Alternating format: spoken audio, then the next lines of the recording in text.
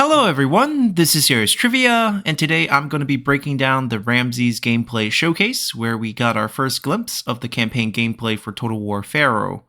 If you haven't seen the showcase and want to check it out yourself, the link is provided below. But essentially, I'm going to be highlighting 7 major campaign elements that were shown in the showcase, and share some of my thoughts on them. So let's get started. The first thing one might notice from the showcase is that the 5 resources system from Troy makes a return in Total War Pharaoh. So instead of just managing a treasury, players have to balance 5 resources in food, wood, stone, bronze, and gold. Now, this really shouldn't be a surprise, as Pharaoh is set in the same Bronze Age time period as Troy, and it's being developed by the same team in CA Sophia. Personally, this system worked well in Troy, apart from the day 1 diplomacy exploits, which were patched quickly, but it does have some limitations. Essentially, the system boils down to having enough food at all times to field your armies.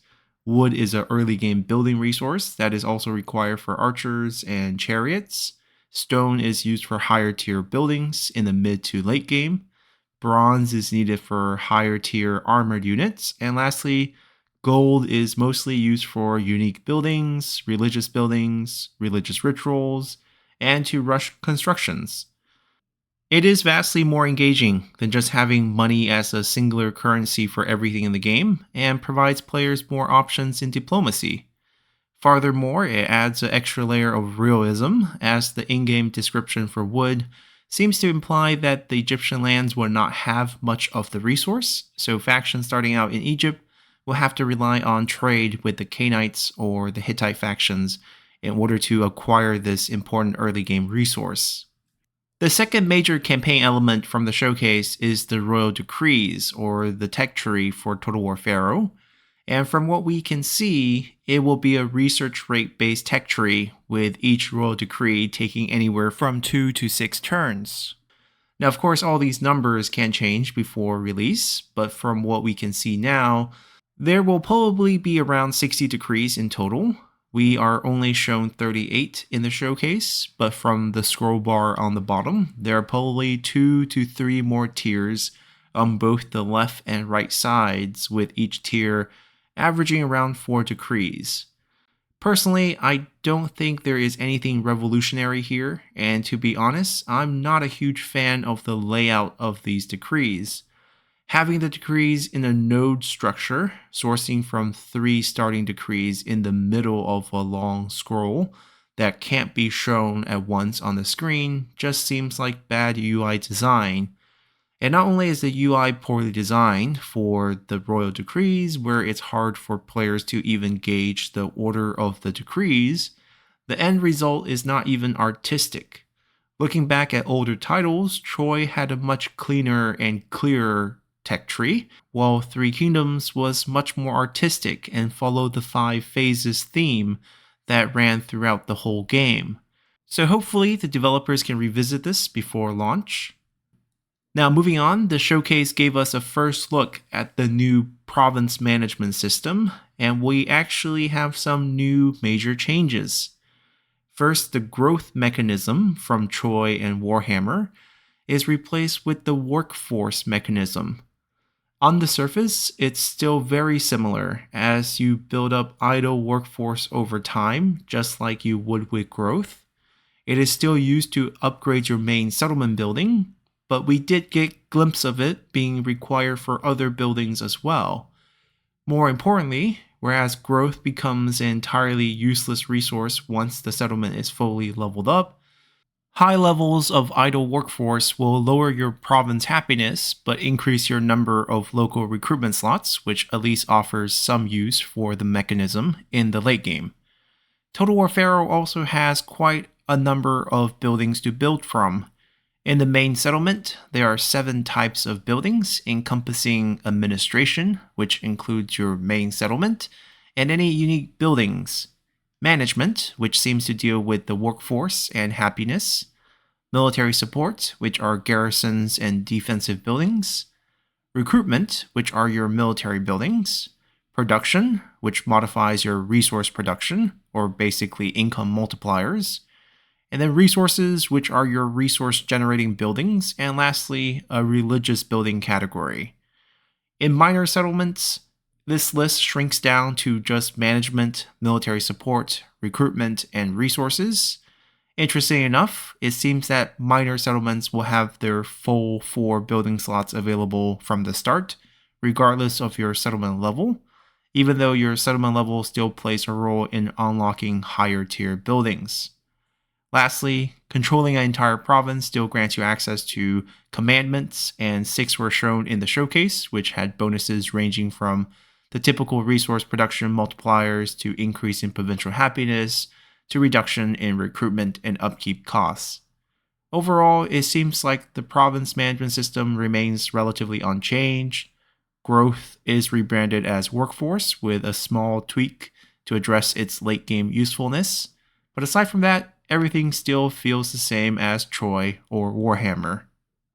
Now, the biggest change in terms of buildings and the campaign map has to be the outpost system, as each county will have a multitude of outposts that physically exist on the map, where players can choose to build one of 4 types of outposts in the military outposts, administrative outposts, economic outposts, and religious outposts. Military outposts not only can provide additional garrisons for the main county settlement, but also provide additional location to garrison troops defensively at a reduced upkeep cost.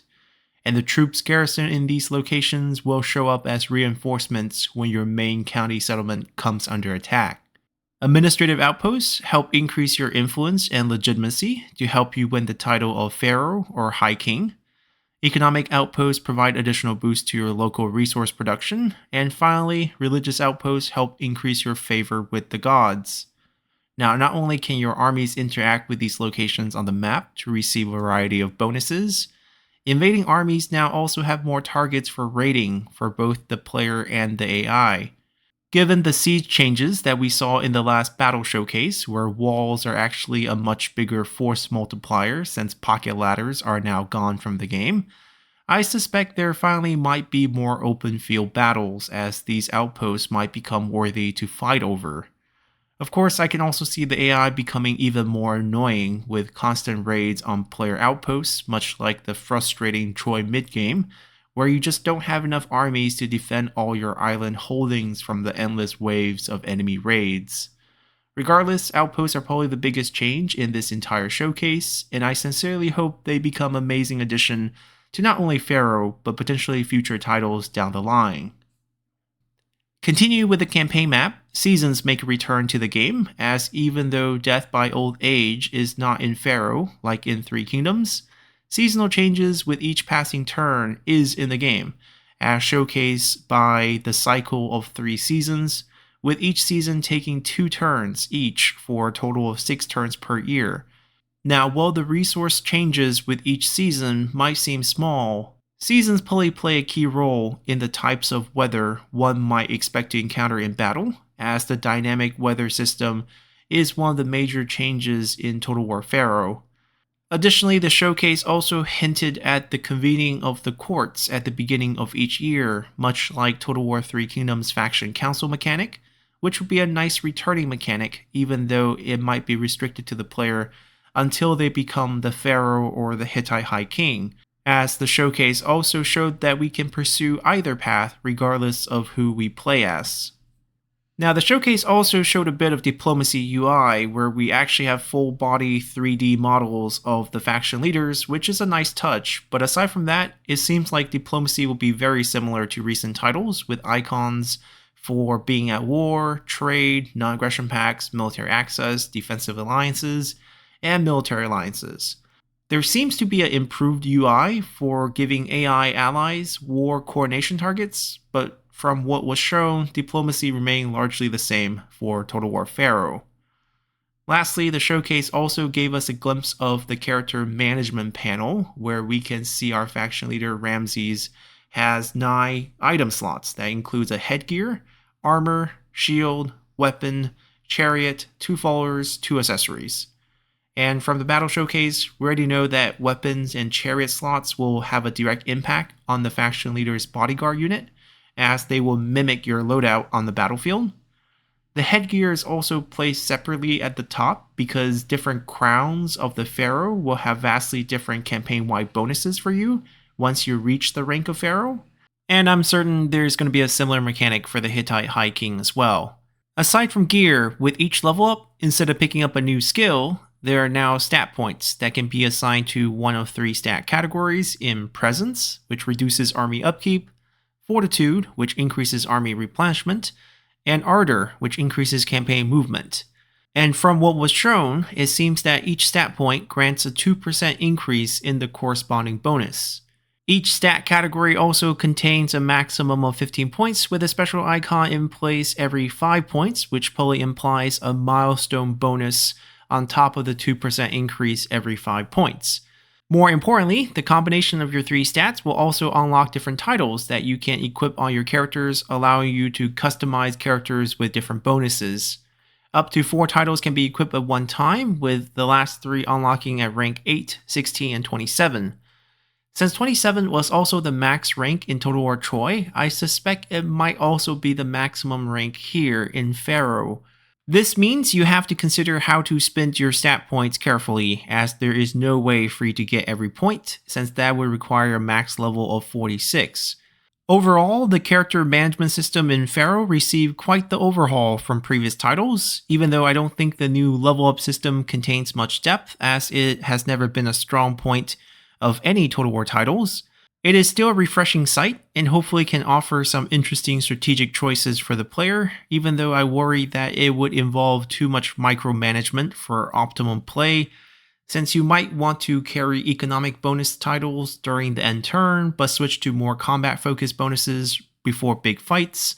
Of course, a long cooldown period might discourage this, but this all remains to be seen. And this is going to conclude our little analysis video here of the Ramesses gameplay showcase. This was our first glimpse at any campaign gameplay for Total War Pharaoh, and even though it was limited, it did answer a lot of questions. Of course, there are still a lot of questions that remain unanswered. Personally, I still want to see how the Pharaoh and High King mechanics work. So far, we only saw hints of the legitimacy resource and the need to capture at least one sacred cultural site. The Sea People also have been hinted at a few times, but when and how they arrive still remains to be seen. Gods, favors, and religious bonuses are all still a mystery, and most of all, I just want to see a full map of the game to get an understanding of the scale and scope of the campaign, since there's no doubt that the map will be rather long and narrow, given that it encompasses everything from Anatolia to Upper Egypt. So hopefully we'll be getting these answers in future showcases of the other factions in the game, as Ramesses III has been the only playable faction leader featured in all the showcases so far. So if you're interested in Total War Pharaoh, definitely subscribe to the channel, as I will be covering every showcase leading up to launch, and if you enjoyed this breakdown, please also consider helping out the channel by hitting that like button, and I'll see you all next time. Bye!